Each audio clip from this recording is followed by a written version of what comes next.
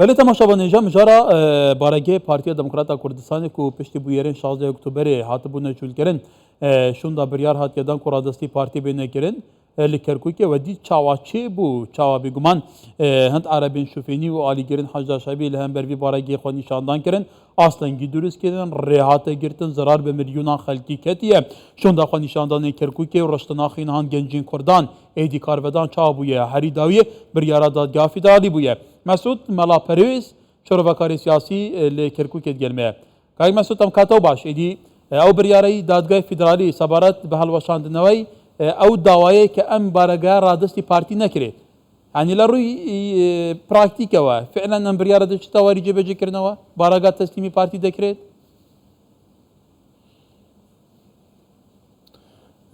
Em katet baş zor spas bi dڵniyayî ئەمە پێشنەیەکی پێشترەیە پێشچەنگمانێک بڕیاری 843 ئەنجومەنی وەزیرانی حکوومەتی فیدرالی عێراق کە ئەو بارەگایە ڕادستی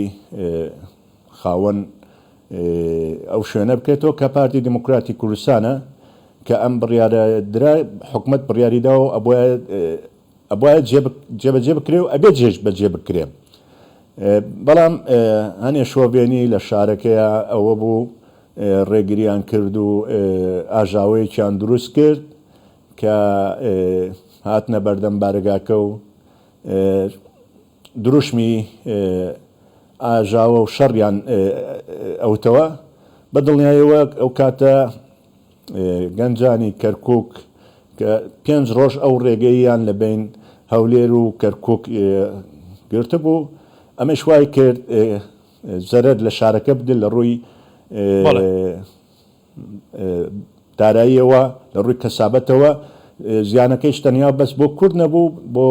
هەموو شارەکە بوو بە تورکمان و عەرەب و کوردیشەوە بۆیە گەنجانی کورد ڕاپەڕین و ئەوە بوو چەندین بەداخەوە 4 شەهید و 16 برینداری لێککەوتەوە ئەو کاتە دادگای فدرالی بریارێکی کاتی دەرکرد بریارێکی کاتی کە لەبەر ئەوەی کە گوایە مەترسی ئاژا و سلمی ئیجتیماعی لە کەرکووک تێکەچێت بەڵام ئێستا خۆشبەختانە ئەو بڕیارەشی هەڵوەشاندەوە بڕیارایی کە وەکوتم کاتی بوو ئەمە خۆی لە خۆیە ئەبێ ئەو بڕیارەی ئەنجومەنی وەزیران سەرۆکی ئەنجومەنی وەزیران کە دەری کردووە جێبەجێ بکرێ و بارگای کەی پارتی تەسلیم بە پارتی بکرێتەوە بەڵێ کاک مەسعود خۆتەزانی زۆر میکانیزم هەیە میکانیزمی دەستوری هەیە یاسایی هەیە ڕێکەوتنی سیاسی هەیە بۆ چونێتی چارەسەرکردنی بارودۆخی کەرکووک و ناوچە کوردستانیەکان ئەوەی تاڵی بریاری دادگای فیدرالیشی دەرچووە بەڵام لەسەر عەرد ئەم بریارانەوە کە خۆی جێبەجێ ناکرێت بەڵکو بە عەکسیان بریارانەوە هەوڵ دەدرێت پێت وایە ئەم جارە بریاری دادگا جێبەجێ دەکرێت لەلایەن دەسەڵاتی کەرکووکەوە بەوەی کە ئەم بارەگایە تەسلیمی خاوەنەکە بکرێتەوە جای ئەمە خۆی لە خۆیدا بۆ شکۆی حکوومەتی فدرالی بێ هەر لەبەر شکۆی خۆی ئەم بڕیارە جێبەجێ بکە ڕاستە لەوانەیە لە حکوومەتی عێراقیە لە کەرکووکە چەندین دەسەڵاتەیە چەندین گروپەیە چەندین هەیە بەس حکوومەتی عێراقیش ئەبێ لەبەر شکۆ و بڕیارەکانی خۆی جێبەجێ بکات چونکە بتوێنێتەوێ فەرماندەی ئۆپراسیۆنەکان لە کەرکووک سەر بە وزارەتی بەرگریە وزارەتی بەرگریش وەزیرەکەی ئەندامە لە ئەنجومەنی وەزیرانی عێراق بۆیە ڕاستە لەوانەیە ڕێگری بکرێ بەس لە داهاتوویشە هەر ئەبێ ئەو بارەگایە بگەڕێتەوە بۆ خاوەنەکەی کە وەکوتیشم خاوەنەکەی پارتی دموکراتی کوردستانە لە ڕووی یاساییەوە هیچ کێشەیەک نییە بڵێ ئەم بارەگایە چەندین جار باس کراوە کە کێشەی یاسایی هەیە هیچ کێشەیەکی یاسایی نییە لەبەرەوەی پارتی خۆی دروستی کردووە دویش بابەتی سوپا نابێت لە ناو شار بێ خۆی کێشەکە لەوەیە کە سوپا ئێستا هەموو جمگەکانی شاری بەدەستەوەیە لە ڕووی ئیداراتەوە زۆر شتی ئەمنی و ئەوانە کە خۆیان تەداخلی تیاکەن ئەمە خۆی لە خۆیان خراپە بۆیە لەو کاتەیشکە ئەو کوردەکان با بڵێن خەڵکی کورد لە کەرکووک دژی ئەو ڕێگری وەسانەوە سوپا وەکو لایەنێکی وەکو بێلایەن نەوەستا پێچەوانەوە بە تەقە و بە کوشتن و بە بریندارکردنی خەڵک جوڵایەوە خۆی ئەمە جێگەی گومانە بۆیە ئەبێ ئەو بارگایە بدرێتەوە و سوپایش لە دەرەوەی شار بێ.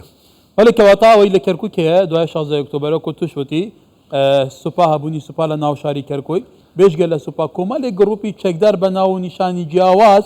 بە سەرکرداتی و تەوعیە و بەرژەوەندی جیاوازەوە هەبوونیان لە کەرکووک و دەوروبەری کەرکووکەیە پێچەوانەی بریارەکانی حکوومەتی عێراق تەعامل دەکەن حتا زۆر جای هەیە جارێکی دیکە بریارەکانی سەردەمی ڕژێمی بەعەس ئەکتیڤ دەکەنەوە لە مەسەرەی تەعریب و تەهجیر و ئیتر بە تایبەتی لە دژی کوردەکان و حتا بەشێک لە تورکۆمانەکانیش کەواتە ئەگەر ئەم بریارەش کە بەم شێوەیە دەرچووە پێتوانیە جارێکی دیکە کێشەیەکی وەکو ڕابرد و دروستکەنەوە جادە بگرن بیان نوێک بدوزنەوە. ئەو جارایی کە کرا شکستیان هێنا ئەو جارێک کە وەکوتم ڕێگریان کرد و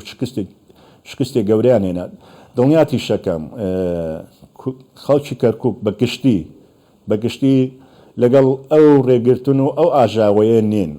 خەڵکی کەرکووک بە تورکمان و بە کورد و بە زۆربەی عارەبەکانیشەوە چکە ئەو ئەیانەوێ بەیەکەوە بژێن ئەیانەوێ شارێک پێکەوە بنێن خەڵکێک دێ لە دەرەوەی شارە خەڵکێک دێ لە پاڵپشتی لە دەرەوەی کەرکووک پاڵپشتی لە دەرەوەی عێراقی شەکرێکە ئەم بارگای یان پارتی نەگەڕێتەوە چونکە ئەزانم گەڕانەوەی پارتی ئەبێتە هێزێکی کاریگەر بۆ ئارامی و سەقامگیری لە شارەکە چونکە پارتی بڕوای بە پێکەوە ژیان هەیە بڕوای بە مەسلەی دیموکراسیش هەیە ناشکرێ حزبێکی گەورەی وەک پارتی دیموکراتی کوردستان کە لە بەغدا دەسەڵاتدارە و لە جومکەکانی دەسەڵاتی حکوومەتی فدراڵی هەیە لە شاری کەرکۆک بێبەش بکرێ لە ممارەسەی سیاسی خۆی ئەمە خۆی لە خۆیە بەم شێوەیە ناکرێ یان ئەبێ ئەمە یەکلا بکرێتەوە حکوومەتی فدرالی وە کوتم بڕیارەکانی لەبەر شکۆی خۆی لەبەر ئەوەی کە بتوانێت بۆکو حکوومەتێک تەسەڕفکە ئەبێ ئەو بڕیارە جێبەجێ بکرێ ڕاستە لەوانەیە ڕێگری تر بکرێ بەس ڕێگریەکان وەکوتم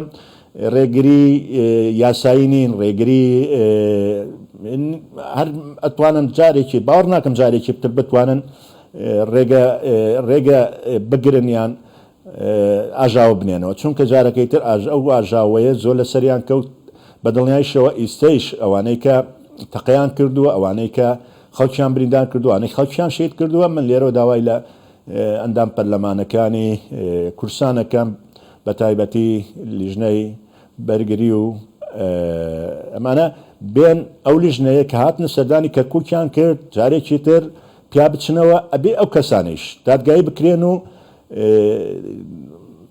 محاسبە کرێن ناکرێت خەڵکیە تەقە لە خەڵکیە بکە خەڵکێکی مەدەنی خەڵک بکوژێت و خەڵک بریندار کات و بەرزەت بانان بۆی دەرچێت. بەڵێ مەسعود ماڵاپەروێز شوربەکاری سیاسی لە کەرکووک سپاس.